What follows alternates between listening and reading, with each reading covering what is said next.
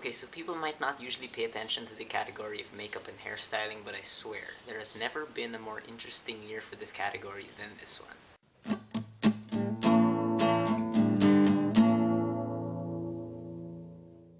Alright, so this is part 2 of my Oscar coverage before the 2014 Oscars in March, and now we're on to makeup and hairstyling. Now, my criteria for this category is kind of the same as my criteria for best visual effects. Here I also take note of believability, like the makeup has to not really exist. It has to make you think that these people aren't wearing makeup, they really do look like that. And then number 2, aesthetic appeal, again, how good does the makeup look? And number 3, relevance to story. Now this is undoubtedly kind of hard to pull off in terms of makeup, but if a makeup artist really can somehow push a character forward through the makeup, by kind of extending that person's character to the exterior, that movie will rank higher. Alright, so the nominees for Best Makeup and Hairstyling are Dallas Buyers Club, Adruitha Lee, and Robin Matthews. Jackass Presents Bad Grandpa, Stephen Prouty. And The Lone Ranger, Joel Harlow, and Gloria Pasca-Castney. Okay, first of all, let me say that this is a really, really weird list. Like, for some reason, they only put 3 nominees out of the possible 5, and I don't know why movies such as Lone Survivor, The Hobbit, or Star Trek Into Darkness didn't make it, and any of the superhero movies, I have no idea why they're not here. Instead, we have 3 really odd choices, especially for the Academy. Most peculiar of which is, of course, Jackass Presents Bad Grandpa. Oh my god, like, Jackass was actually noticed by the Academy. You'd expect them to not know that this movie exists, but oh my gosh, Johnny Knoxville has a chance to win an Oscar. That's insane. Anyway, but let's get into it first. First, I will be putting up my choices for third place to first place of who I think should win this award, objectively speaking. Then afterwards, I will make my prediction who will win the award at the Oscars.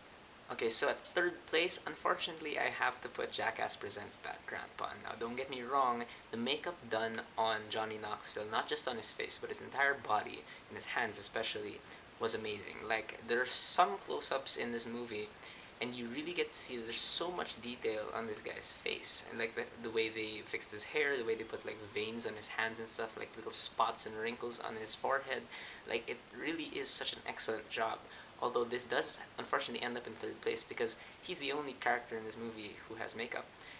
This is a hidden camera prank show, so the makeup, it really doesn't matter for the rest of the people in this movie.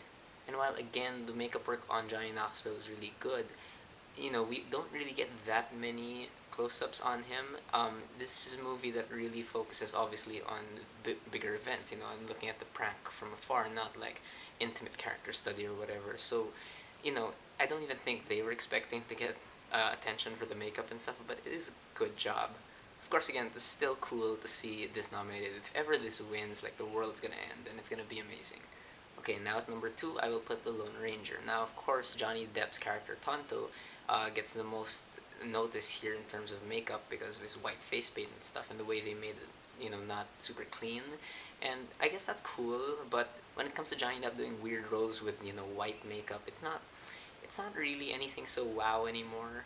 But while everyone's focusing on Depp, I really want to give special mention to William Fichtner, who played Butch Cavendish, the main villain in this movie, and I thought the makeup on him was really good because it looked authentic. It looked like he had that weird, like scar on the side of his mouth. So, but again, there's not that much to say about the Lone Ranger. Again, like what I said in my previous video, the production values here are really good. It's just that everything is just kind of bland. It kind of lacks in personality a lot. Again, like I said before, the Lone Ranger turns out to be this Wild Wild West movie, but little more than that. So it ends up at number 2. Now at number 1 is Dallas Buyers Club, and most people might think of Rayon first when it comes to makeup and hairstyling. Of course, the makeup they put on Jared Leto to transform into Rayon is amazing. Like, you really do not recognize this dude. Like, if the movie never said this is Jared Leto, I would not have known it was Jared Leto. So props to them. However, again, I also want to give special mention to McConaughey. Like, I know he lost a lot of weight for this role, but I do think that the makeup helped in making him look really, really thin and just like close to death. Like, this is really a good example of how an actor can inhabit his makeup and kind of, use it to his advantage. Dallas Buyers Club has the least blatant use of makeup among these 3 nominees, but I still do think it's the most effective because, again, you don't really notice the makeup being there, and at the same time, this makeup really does kind of push it forward. Dallas Buyers Club becomes a movie about people hiding behind certain things because either they're ashamed of who they are or something like that, and it's nice that the makeup is able to display that. So for everyone saying that this category is not, it's meaningless and stuff, that's wrong. That's stupid. It is very, very important. In terms of my prediction of who's gonna win, probably gonna this is probably gonna go to Dallas Buyers Club. I mean, there's absolutely no way the Academy's gonna make Jackass win. If it does win, wow.